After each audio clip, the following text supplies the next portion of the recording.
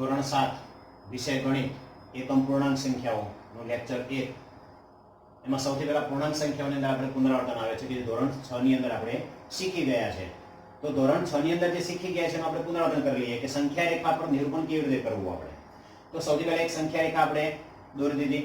એ સંખ્યા રેખા પર હંમેશા પહેલા વચ્ચે 0 અને યોગ્ય અંતરે જમણી બાજુએ આપણે ધન પૂર્ણાંક દર્શાવવામાં આવે છે. એટલે કે જમણી બાજુએ કયા પૂર્ણાંકો છે? ધન પૂર્ણાંક. જ્યારે 0 ની ડાબી બાજુએ જે સંખ્યા દર્શાવવામાં આવે છે કયા છે? ઋણ પૂર્ણાંક છે. તો આને આપણે ઋણ પૂર્ણાંક ડાબી બાજુએ દર્શાવવામાં આવે છે. ત્યારબાદ આપણે ધોરણ 6 ની અંદર શીખી ગયા કે ધન પૂર્ણાંક ઉમેરવામાં આવે. આપણે જે ધન પૂર્ણાંક ઉમેરીએ તો ધન પૂર્ણાંક ઉમેરતા આપણે જમણી બાજુએ ખસવું પડે છે. કોઈ પણ સંખ્યામાં તમે ધન પૂર્ણાંક ઉમેરો તો જમણી બાજુએ ખસવું પડે છે. ઋણ પૂર્ણાંક ઉમેરતા તો ઋણ પૂર્ણાંક ઉમેરવામાં આવે તો આપણે ડાબી બાજુએ ખસવું પડે છે. એટલે કે ડાબી બાજુએ ખસીએ છીએ. ધન પૂર્ણાંકની બાદબાકી કરતા એટલે કે બે ધન પૂર્ણાંકો છે એની બાદબાકી કરવામાં આવે તો એ આપણે ડાબી બાજુએ ખસીએ છીએ. અને જ્યારે ઋણ પૂર્ણાંકો છે એ ઋણ પૂર્ણાંકોની બાદબાકી કરતા આપણે જમણી બાજુએ ખસીએ છીએ કે જે આ આપણે ધોરણ 6 ની અંદર શીખી ગયા હતા. હજુ પણ ધોરણ 6 ની અંદર બીજું આપણે જે શીખી ગયા કે જે ચિહ્નોની જે આપણે મોટા ભાગે ભૂલો થતી હોય છે કે ચિહ્નો કયા મૂકવા સરવાળા બાદબાકીમાં. તો એની થોડી વાત કરી લઈએ કે જે ધોરણ 6 ની અંદર આપણે શીખી ગયા હતા. તો એના માટેનો એક કોઠો છે કે ચિહ્ન માટેનો. તો સૌથી પહેલા આપણે ગુણાકારની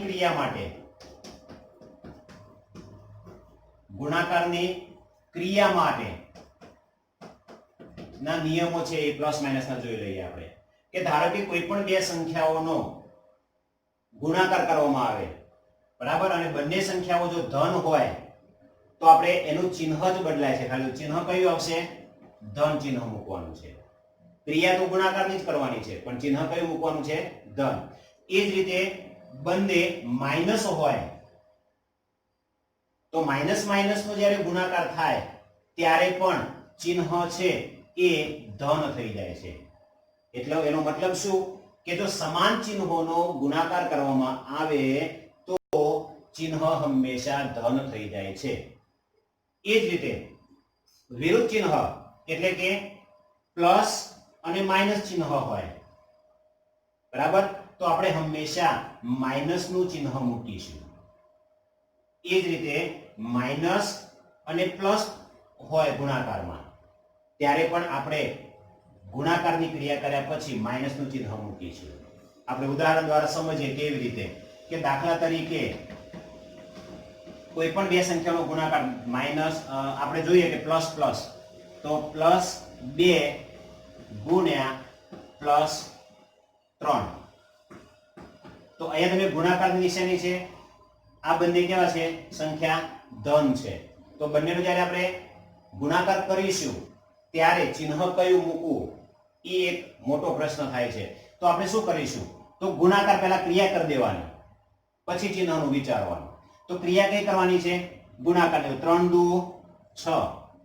હવે ચિહ્ન કયું મૂકવું? તો વિચારવાનું કે બંને કેવા છે? ગુણાકારમાં પ્લસ પ્લસ નો ગુણાકાર છે. તો પ્લસ પ્લસ નો ગુણાકાર તો ચિહ્ન કયું આવશે? પ્લસ. તો આપણે શું કરીશું? પ્લસ ની નિશાની મૂકીશું. આપણે ઘણી વખતે પ્લસ ની નિશાની દર્શાવતા હોતા નથી કારણ કે એ આપણે નથી દર્શાવી શકતા. હવે આપણે એ જ રીતે માઇનસ માઇનસ તો આપણે આ જ સંખ્યા -2 ગુણ્યા -3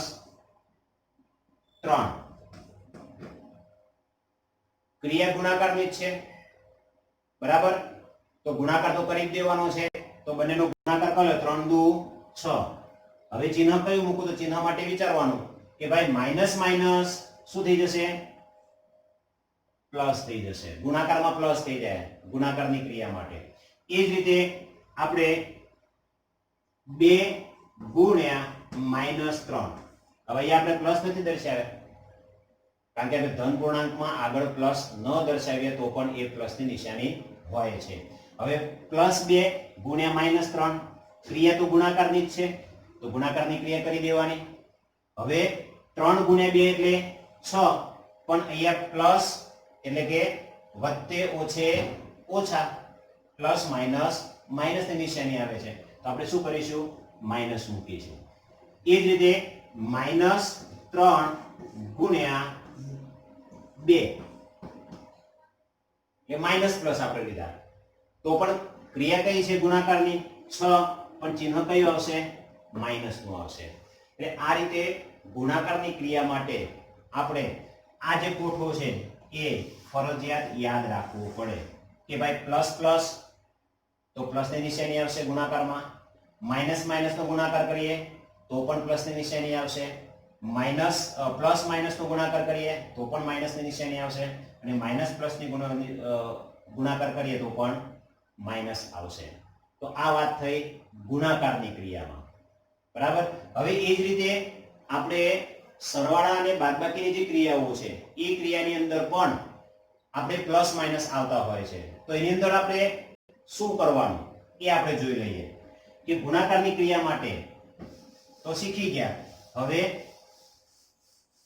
કોઈ પણ બે સંખ્યાઓ ગુણાકાર સિવાયની ક્રિયામાં આપ્યા હોય એટલે કે સરવાળા બાદબાકીની ક્રિયામાં તો જોઈએ કે કોઈ પણ બે સંખ્યાનું ચિહ્ન પ્લસ હોય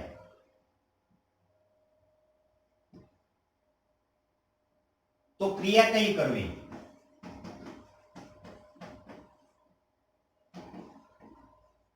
અને ચિહ્ન કયું આવે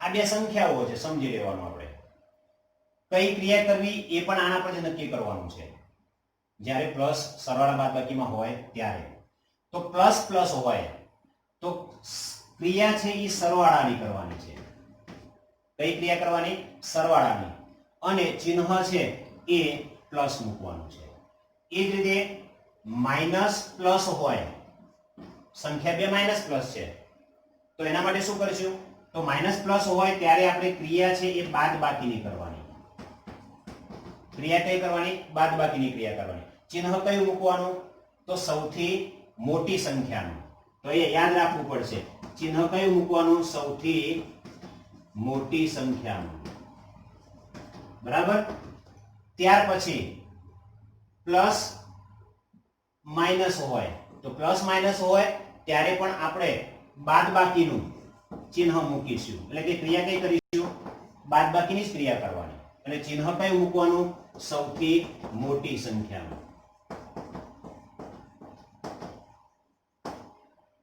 એ જ રીતે બંને માઇનસ હોય ત્યારે તો બંને માઇનસ હોય ત્યારે ક્રિયા છે એ સરવાળાની ક્રિયા કરવાની છે અહીંયા બાદબાકીની ક્રિયા કરવાની નથી તો આપણે ક્રિયા કઈ કરીશું સરવાળાની સરવાળાની ક્રિયા કરી અને આમાં સૌથી મોટી સંખ્યા નથી જોવાની કારણ કે બંને સમાન ચિહ્નો હોય તો જે સમાન ચિહ્ન છે એની જ નિશાની મૂકવાની છે બરાબર તો અહીંયા કઈ નિશાની આવશે માઇનસની નિશાની આપણે મૂકવાની છે તો વિદ્યાર્થી મિત્રો આપણે આ રીતે બે સંખ્યાઓના સરવાળા કરવા કે બાદબાકી કરવી હવે પછી આપણે વચ્ચે જે ચિહ્ન છે એના આધારે નક્કી કરવાનું નથી પણ ચિહ્ન કયા છે એના આધારે નક્કી કરવાનું છે આપણે જોઈએ ઉદાહરણ તરીકે એક દાખલો એક સાદો લઈ લો અહીંયા કે આપણને -2 વત્તા -4 આપેલા છે તો શું કરીશું આપણે બરાબર ને તો -2 વત્તા 4 આપે છે તો આની અંદર ચિહ્નો છે કયા સ્વરૂપમાં છે જોવા પડે તો આ બે ચિહ્નો છે શેમાં છે ગુણાકારમાં છે તો આપણે પહેલા એ બે ચિહ્નોનો ગુણાકાર કરવો પડે બરાબર તો આપણે પહેલા એ બે ચિહ્નોનો ગુણાકાર કરી દઈએ તો પ્લસ માઇનસ તો આપણે પેલા ગુણાકારના જે ચિહ્નોને નિયમો જે શીખવાડ્યા હતા એ યાદ હોવા જોઈએ એટલે પ્લસ માઇનસ છે એટલે ગુણાકાર થાય ચિહ્ન કયું આવશે માઇનસ એટલે -4 હવે આપણે -2 અને -4 તો બંને ચિહ્નો સમાન છે એટલે કઈ ક્રિયા કરવાની છે સરવાળાની ચિહ્ન કયું મૂકવાનું છે માઇનસ તો અહીંયા ક્રિયા છે સરવાળાની ક્રિયા કરવાની છે વચ્ચે માઇનસ છે તો માઇનસ કરવાનું એટલે બાદબાકી કરવાની નથી પણ આ બંનેના ચિહ્નો કયા છે બંને માઇનસ છે એટલે બંને ઋણ ચિહ્નો હોય તો આપણે કઈ ક્રિયા કરવાની છે સરવાળાની તો બેનો સરવાળો કરી દેવાનો એટલે 4 ને 2 6 હવે ચિહ્ન કયું મૂકવાનું છે? તો માઇનસ. તો આ રીતે સરવાળા બાદબાકીની ક્રિયાઓમાં ગુણાકારના જે નિયમો છે પ્લસ માઇનસના અને સરવાળાના જે નિયમો છે એનો ઉપયોગ કરીને દાખલા ગણવાના હોય છે. તો હવે આપણે બીજું એક ઉદાહરણ જોઈએ. બરાબર કે 15 -15 વત્તા 10. -15 વત્તા 10. હવે તમે જોઈ શકો છો કે આમાં વચ્ચે પ્લસ છે. એટલે આપણે અત્યાર સુધી એવું શીખ્યા છીએ કે વચ્ચે પ્લસ હોય એટલે સરવાળો કરવો. આમાં સરવાળો થશે નહીં. કઈ ક્રિયા કરવાની એ આપણે નક્કી કરવાનું થશે. એ આના આધારે નક્કી કરવું પડશે કે કઈ ક્રિયા કરવાની છે. તો શું કરીશું? તો ચલો માઇનસ અને પ્લસ છે, બંને સંખ્યા આગળ ચિહ્ન કયા છે? Minus plus. તો માઇનસ અને પ્લસ કઈ ક્રિયા કરવાની? બાદબાકી. તો સૌથી પહેલા આપણે બાદબાકીની ક્રિયા કરી દેવાની. એટલે માઇનસ પ્લસ હોય એટલે બાદબાકી કરવાની. એટલે 15 માંથી 10 બાદ કરી દેવાના. કેટલા વધ્યા? 5. હવે ચિહ્ન કયું મૂકવાનું? તો સૌથી મોટી સંખ્યાનું. તો સૌથી મોટી સંખ્યા કઈ? 15. એનું ચિહ્ન કયું? માઇનસ. માઇનસનું ચિહ્ન આપણે મૂકવાનું છે. તો આ રીતે આપણે આ ચિહ્નોના આધારે ગણતરી કરવાની છે. બરાબર. હું તમને બંને કોઠા છે અહીંયા લખી દઉં છું. જ્યારે આપણે કોઈ પણ બે સંખ્યા ગુણાકારમાં હોય ચિહ્ન સાથે, ત્યારે પ્લસ પ્લસ હોય બંને સંખ્યાઓ, તો સરવાળો એટલે કે પ્લસની નિશાની કરવાની છે. પ્લસ માઇનસ હોય ત્યારે માઇનસની નિશાની કરવાની છે. માઇનસ પ્લસ હોય ત્યારે માઇનસનું ચિહ્ન મૂકવાનું છે. અને બંને માઇનસ હોય ત્યારે પ્લસનું ચિહ્ન મૂકવાનું છે. એટલે કોઈ પણ બે સંખ્યા ગુણાકારમાં હોય ત્યારે આપણે આ રીતે ચિહ્નો મૂકીશું. આ તમારે ફરજિયાત યાદ રાખવું પડશે. પણ જ્યારે આપણે ક્રિયા સરવાળા કે બાદબાકીમાં હોય બે સંખ્યાઓ, ત્યારે શું કરવું? તો સરવાળો કે બાદબાકીમાં હોય ત્યારે સૌથી પહેલા ક્રિયા કઈ કરવી તે નક્કી કરવું. કે ભાઈ ક્રિયા કઈ કરવી? સરવાળાની ક્રિયા કરવી કે બાદબાકીની? કારણ કે ગુણાકાર તો છે નહીં, તો આપણે સરવાળો કે બાદબાકી બેમાંથી કોઈ એક ક્રિયા કરવી પડે. પછી જ આપણે સંખ્યા આગળ નિશાની કઈ મૂકવી એ આ કોઠાને આધારે નક્કી કરીશું. બરાબર. તો કઈ ક્રિયા કરવી? તો જો આપેલી બે સંખ્યાઓ બંને પ્લસ હોય તો આપણે ક્રિયા છે સરવાળાની ક્રિયા કરવાની છે અને ચિહ્ન કયું મૂકવાનું છે? પ્લસ. એ જ રીતે માઇનસ પ્લસ. બરાબર. માઇનસ પ્લસ હોય ત્યારે બાદબાકીની ક્રિયા કરવાની છે અને મોટી સંખ્યાનું ચિહ્ન મૂકવાનું છે. માઇનસ પ્લસ હોય ત્યારે બાદબાકી કરવાની છે અને મોટી સંખ્યાનું ચિહ્ન મૂકવાનું છે. બંને સરખા ચિહ્ન એટલે કે માઇનસ માઇનસ હોય ત્યારે સરવાળાની ક્રિયા કરવાની છે અને માઇનસ નું ચિહ્ન મૂકવાનું છે. એટલે આના ઉપરથી આપણે એટલું સમજી શકીએ કે ભાઈ સરખા ચિહ્ન હોય તો જે ચિહ્ન છે તે જ ચિહ્ન મૂકવાનું છે અને ક્રિયા પણ કઈ કરવાની છે? સરવાળાની. એટલે કે સરખા ચિહ્ન હોય તો સરવાળાની ક્રિયા કરવાની છે અને એના એ જ ચિહ્ન મૂકવાના છે. પણ વિરુદ્ધ ચિહ્ન હોય ત્યારે આપણે નક્કી કરવાનું છે કે ભાઈ બંને પ્લસ માઇનસ હોય ત્યારે ક્રિયા બાદબાકીની જ કરવાની છે અને મોટી સંખ્યાનું ચિહ્ન મૂકવાનું છે. મોટી સંખ્યા ધન હોય તો ધનનું ચિહ્ન મૂકવાનું. નાની સંખ્યા એટલે કે મોટી સંખ્યા ઋણ હોય તો ઋણની નિશાની કરવાની છે. આ રીતે આપણે આ કોઠો તમે તમારી બુકમાં લખી નાખજો, જેથી તમારે યાદ રાખવામાં સરળતા રહેશે, દાખલાઓ ગણવામાં પણ સરળતા. આ બધું આપણે ધોરણ 6 ની અંદર શીખી ગયા છીએ. ત્યારબાદ હવે આપણે જે તમને અહીંયા પ્રયત્ન કરો આપેલું છે એ પ્રયત્ન કરો છે તમારે પૂર્ણ કરવાનો. બરાબર.